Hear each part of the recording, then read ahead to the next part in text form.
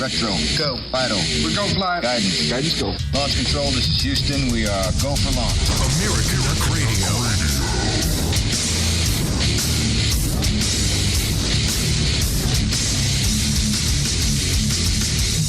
Welcome back to Americanuck Radio, everybody. This is your host, Mike Phillip, coming at you from a place that, it used to be called Western Canada, but you know what? I think that is going to change. I sat and I watched last night's federal election, and to be honest, I was not disappointed. I really wasn't, because I was expecting what happened to happen. I completely figured that this was going to be the case. That, in fact, I was on a show called Rants Derek, kind of a popular YouTube channel here in Canada.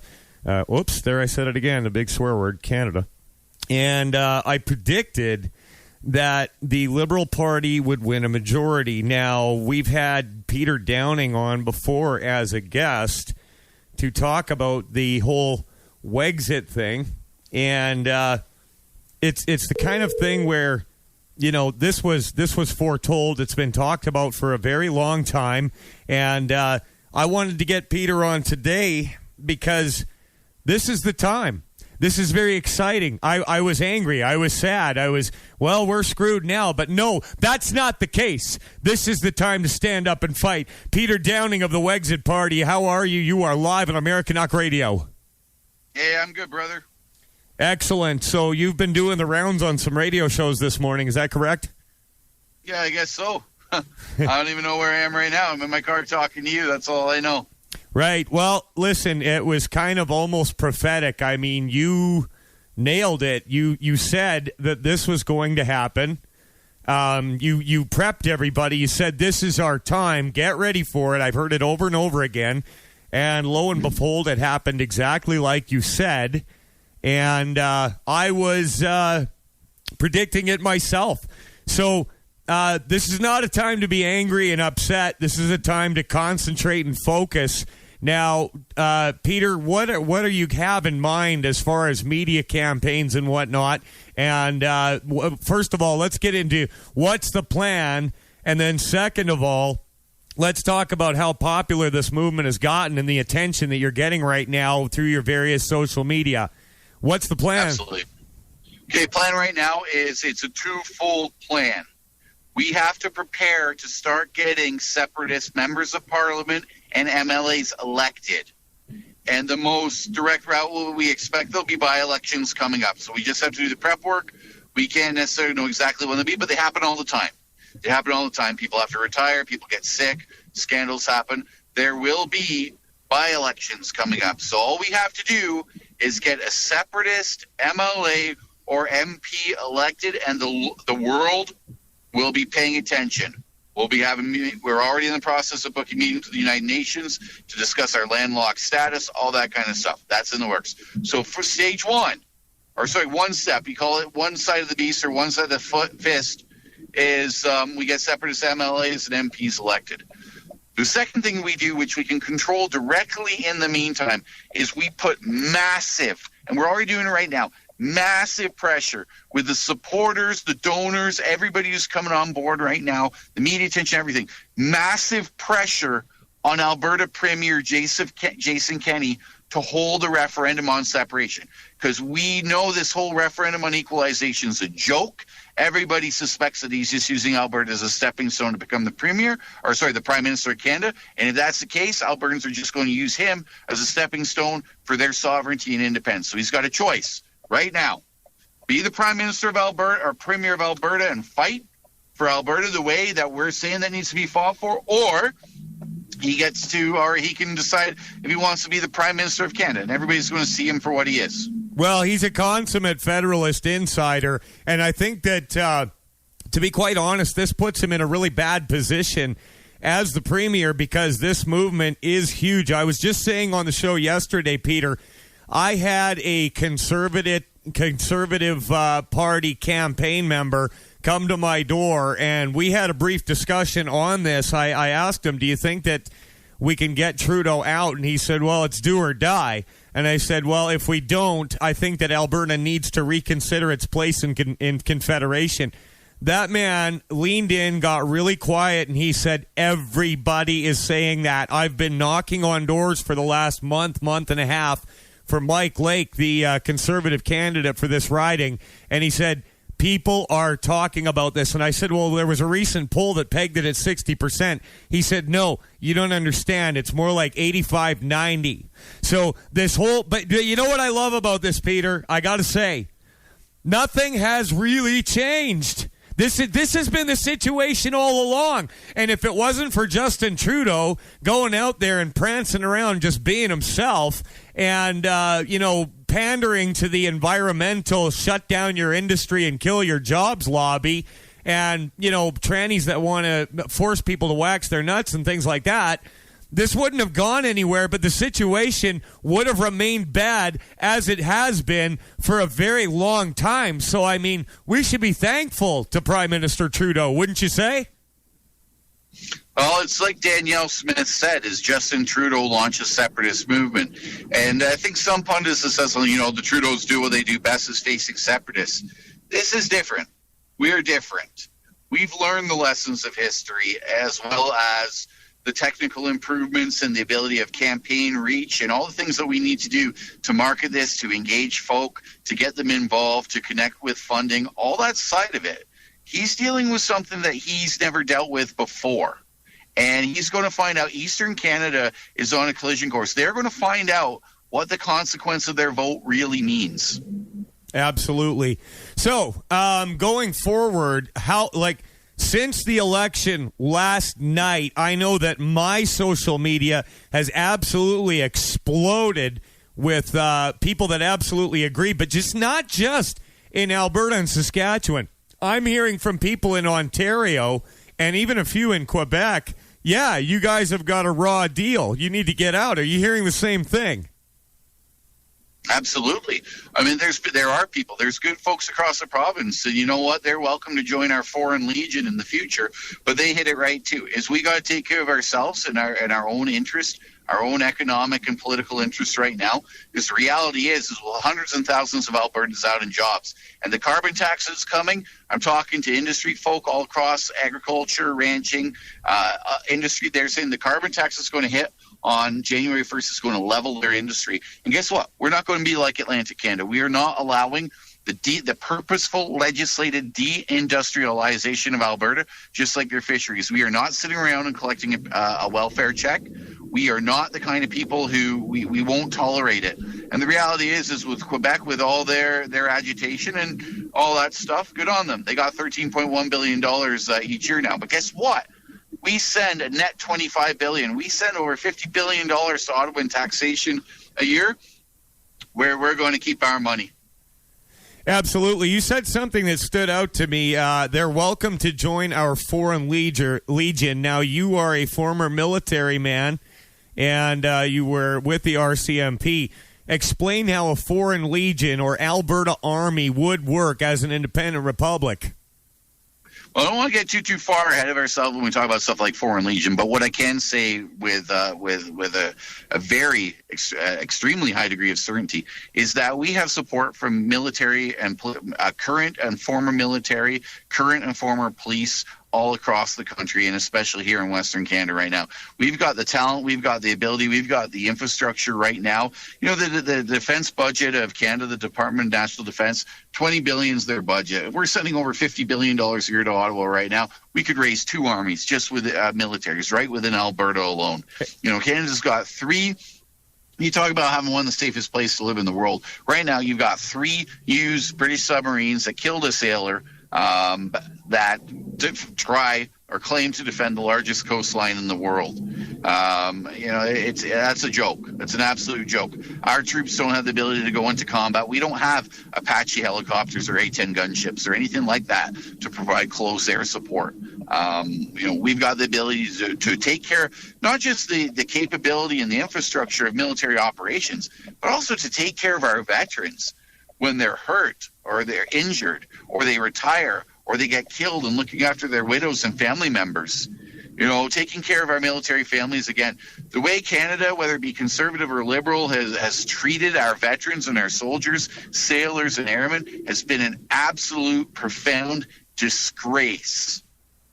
We are going to take care of those who are willing to kill and to die for us. We're going to take care of them. Yeah, well, it's got to happen. I mean, and we've got a lot of really tough boys in Alberta. We could have a first-class military. I think we got the fiercest soldiers on planet Earth. Absolutely, yeah, and I've met some of them. I know people that live here right now that are former JTF, and I mean, we're talking SEAL Team 6 level training, and we've got it all here, to be quite honest with you. I think that what happened with this thing called Canada is they got used to sponging off of the West, and at the same time relying on NATO and the U.S. to do everything for them. I mean, we couldn't even confront China. We couldn't even mount an attack on Switzerland, for God's sake. I mean, we literally have no military capabilities outside of little special forces operations. Yeah, I agree with you. Give me a second, Mike. You can talk. I'm going through drive-thru, so you get an idea of what kind of McDonald's food I like, because I've also been doing business all day for the business development I do. Hey, can I get a quarter-pounder combo, please, with a Coke? Peter Downing, ordering McDonald's food live on Americanuck Radio, folks.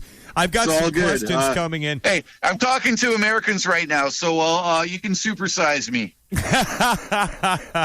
Well, you are. Actually, I've got a question that just came over on Twitter here from Dave in Washington, D.C., and I'll wait until you're done ordering there, Peter. I'm done ordering, buddy. Go for it. We'll talk to Dave in Washington, D.C. Everything happens live on Americanuck Radio. Question for your guest. An independent Alberta brings with it so many positives.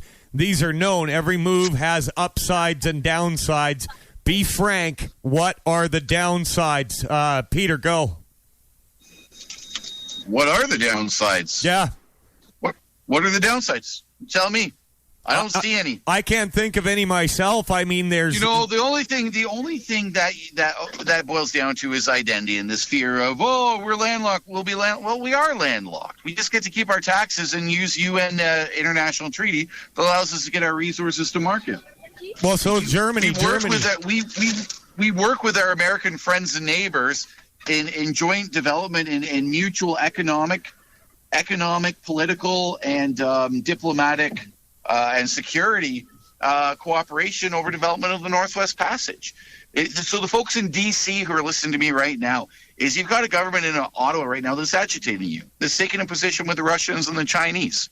Why would we do that in Western Canada? We don't have the same British animosity to America that Eastern Canada does. We don't have the same, love of French culture that Quebec does. Western Canada has a very similar pioneer spirit that the United States of America has. I mean, we're not Americans. We're Western Canadians. We are hardworking, decent people who don't take other people's stuff, but we love our American friends and neighbors. So it's a great opportunity for us to work together further.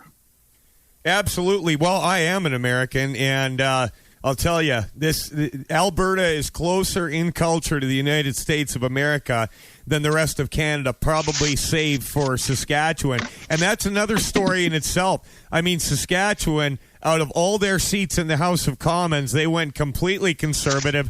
Alberta, I think out of 43 seats, 42 of them were completely... It was 33 out of 34. There was one NDP girl in kind of the... In Edmonton. At Edmonton.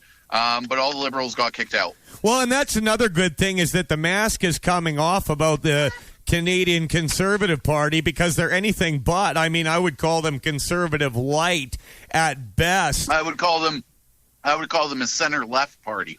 Yeah, exactly. And so, but that's a mask that needs to come off because a lot of people in Alberta have always thought, well, if we can just get the Conservatives in, then we can go back to sleep and it's all taken care of. That has not been the case. It's like we talked about at the beginning. We had Mr. Rogers versus Mr. Dressup. I mean, Justin Trudeau was such a train wreck dumpster fire, and is, of a prime minister, with his blackface, with the groping, with the rumors of inappropriate relationships with school kids, with SNC Lavalin, with firing women, with elbowing an MP in her breast. Like, this guy is a dumpster fire, and he's used to getting away with everything. But what did the Conservatives do? What did they do? They did nothing. They played nice. I'll fight for you. I'll fight for you. These politicians have never been in a physical fight in their life. They don't understand that it's you got to be willing to have people not like you. Guess what? I'm not going to try to on purpose, but I'm sure that I'm going to offend people with some of the things that I say. But I 100% care about Albertans and getting the result. You don't care when you hire a lawyer to go after your opponent in court. You don't care about how nice they are. Yeah. You care that they get the job done. And that's what we're going to do. Exactly. I've got another question from our chat room here over at the Uncensored Social website, MeWe. Mr. Downing, establishing your own government and currency could be a problem. Is that planned out? Let's talk about currency. Sure. Well, we're blessed with trillions and trillions of dollars of natural resources and the hardest working, most productive people on planet Earth. So our currency would be, and we don't need a Canadian currency, we don't need an American currency. Our currency would be set to skyrocket overnight, pegged against our natural resources and the productivity of our people. So to prevent any real super harm to our manufacturing exports, we got the ability to do a number of different things. We've got the ability to nationalize debt. Who here likes paying 19.99% on their revolving credit? Who likes paying high interest mortgages? Who likes that commercial debt that goes overseas to private interests? Well, we have the ability to nationalize our debt. We have the ability to charge much lesser to get people out of debt sooner so they can spend in our local economy. So we balance that out. We invest in student loan forgiveness for qualified university degrees and qualified trades that support our economy, so that it's not Quebec students that are coming out of debt free, while the parents of students here in Alberta and Western Canada are coming out of their up to their eyeballs in debt. So we've got that ability. We have the ability to invest in raising a military, top-notch military in the world. We've got the ability to solve the opioid crisis, and we can finance this, to balance this out in terms of making sure that our it's not a petrodollar, that it doesn't go up overnight. So we got the ability to balance it out in a number of different ways, and we have more than enough ability to pay it off. And that's what will allow our manufacturing sector to thrive and to be competitive. We will lower the corporate tax rate to make a flight of capital come to Alberta, and manufacturers from all over the world bring their time, talent, and expertise. The ability to invest in research and development. We've got the best engineers and carbon capture folks, so that we can send carbon capture technology to solve real pollution problems, like in China, like in Russia, like in India. Yeah, I have absolutely I won't even talk to people that want to talk about carbon capture here in Alberta. We are less than 1%. Like 0.000 as far as worldwide emissions, and if you throw in the oil sands, it's one of the largest construction projects on the planet, and it doesn't even put a dent in things. So I don't even really have any interest in discussing that until we get industry back up and running. Let's talk about other Western provinces. Have you got liaisons in BC, in Manitoba, Saskatchewan? Are there any leaders out there? Saskatchewan is blowing up right now. Yeah. Did you see that? Absolutely blow it up. Did you see that? We have Wexit. Go ahead. Wexit, Saskatchewan. The Wexit, Saskatchewan operations. I'm obviously involved in. That's coming together. We have Wexit, Manitoba, that's gaining a bit of traction, and we have Wexit, BC, that's coming online. Individuals, folks from the PPC campaigns, from the CPC campaigns are reaching out, want to get involved. They need a political home because they're not going to sit down and take it. We are launching actually our own show as well, another podcast, Red River Radio. It's going to be the Western Canadian Separation Station, and there's just a lot of things going on right now across the West that's really blowing up, and everybody's getting on board. Beautiful. You guys have a petition. What are the numbers on that right now? I have a quarter pounder in my mouth right here. There's a lot of smaller independent petitions going around right now. We've got on our Facebook page the instructions to be able to email Jason Kenney and your local MLA. Just so you know, Mike, I think you're in my area. You'll be seeing Wexit candidates run in provincial elections, in by-elections, and federal elections. And, I live in your area too, right? Yep. When do I get my Wexit sign that I can put on my front lawn? WexitLawnSigns.com. Go online and order it. WexitLawnSigns.com. You hear that, Westerners? WexitLawnSigns.com. I'm going to be going there right after the show. Now, we've only got a few minutes left in this interview. Is there anything that we haven't covered that's important in your mind's eye, Peter? The biggest thing to understand is, and I'll say it to your American audience, is the same things that prompted you to break free from taxation without representation in your colonial status. Obviously, you guys have laid the framework and the culture for that. Donald Trump has done a lot of things in attacking political correctness. He's done a lot of good things for your country right now. We see that. We really appreciate the lessons. We appreciate your support, your encouragement, your guidance. We're the same type of people. We are all hardworking, decent people who don't take stuff from other people. Family is the number one social service, and it doesn't cost the taxpayer a cent. Absolutely. Peter, you know what? I'm going to let you go and eat your lunch, and I'll just take this, the rest of this segment. Where can people find you on social media? What's the website besides the lawn sign one? Yeah, absolutely. WexitAlberta.com is our website. It's really slow right now. It's being overloaded with people. But for me particular, follow me at on Twitter, Peter Downing AB on Twitter. Also, my Facebook page is just Peter Downing, political Facebook page. And you can follow WexitAlberta.com is also our Facebook page obviously on Facebook. And again, that VoteWexit.com site went from 2,000. I think we're well over 140,000 people today since the election. So lots of opportunities to get involved. And for our Canadian viewers, please, Western Canadian viewers, write to us. We'll get you connected with our volunteer, our regional coordinators. Get involved. We need to build up some constituent associations. If you ever seen yourself as a candidate to run for office, to be a member of Legislative Assembly or member of Parliament, get involved. We're looking for top talent, this could be your chance. Peter Downing of the Wexit Party, thank you for your time. We're going to let you go. Enjoy your McDonald's. Hey, thanks, Mike. God bless you, buddy. Take care. That was Peter Downing of the Wexit Party, everybody. Now, this is a big deal, okay? And you know, I said at the beginning of the show, it's an exciting time to be alive, and it's a good thing. But here's the deal. I imagine that this is what it looked like in the Ukraine before the Holodomor. We have a carbon tax that is set to go set into motion as of January 1st. All right? People are going to be having a hard time buying food or heating their house, which, if you understand, in Canada, if you can't heat your house, you die. That's how much Justin Trudeau and the Liberal Party of Canada care about you. And I talked about Ontarians and people in different provinces out east that are giving support to the Wexit movement. Yeah, because you know what? That money that Alberta sends in transfer payments, first of all, not a lot of it goes to Ontario. The bulk of it goes to Quebec. But they don't see any benefit to that. None. None whatsoever. They get nothing out of it. And their lives are hell. I mean, I was out in Eastern Canada about 10 years ago, and it's a wreck. It's absolutely terrible. Most people were on welfare. Okay? That's what I was seeing. It was a bad, bad situation. People are going to get seriously hurt here if we don't do something.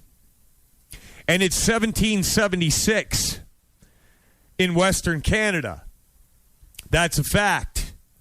It's marching towards us at a very fast pace. Now, coming up on the show, we've got Dr. Dave Janda. He's got a very popular YouTube channel, and he is an inside swamp drainer. He's got a great story to tell. You're going to be absolutely interested in what this man has to say.